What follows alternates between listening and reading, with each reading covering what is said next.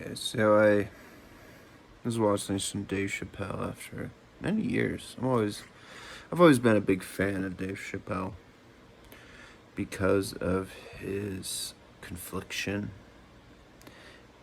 and his nature to rationalize hypocrisy in a way and help us laugh together. That's why I've always liked Dave Chappelle. So, not every comedian can get a laugh for every joke. And honestly, they're not standing up there to cater, right? They're not catering. And so you're not going to laugh at every joke.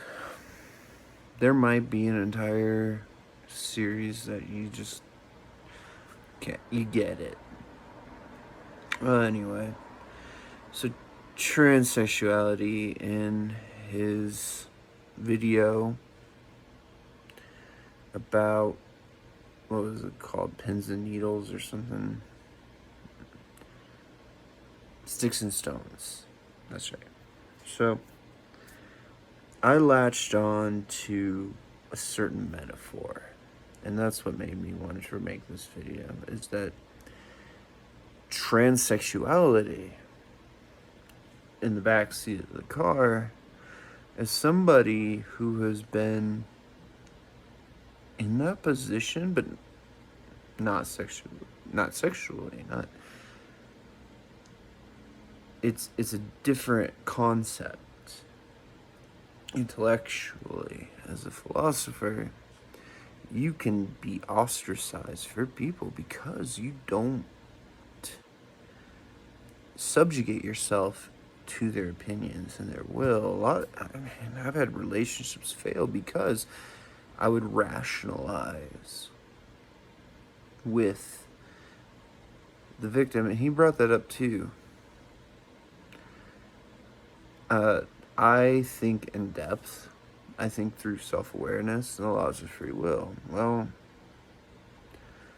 a lot of the time, I don't understand what it means to be a victim, because if I've ever been a victim in my life,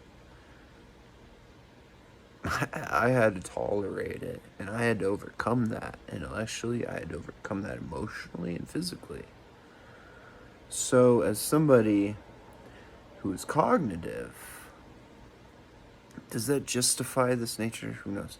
Anyway, so transsexuality, there's going to be somewhere in between. So I define myself as heterosexual.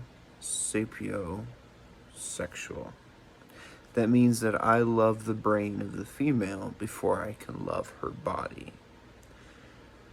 That means I prefer females, real women. Okay? Real women. And I define this gender. Big deal. I've met a lot of people on dating apps who don't understand the difference. That I can appreciate the brain, no matter who you are. I mean, I'll have a conversation. I don't give a fuck. The point is that who I sexually desire and who I can have an emotional relationship with that are romantic. Now, I can love men, sure. I can love men that think they are women. The point is that who I am romantic and sexual with, and who I will shed clothes with, my clothing with, they are women. But just because I look at your body and I think it's fantastic, there's so many beautiful women. I mean, they're fucking everywhere. Trust me. Colorado, the women are... yeah. But I see that weakness in myself, and I hate it. Then I hate you for it. Anyway. Back to another point.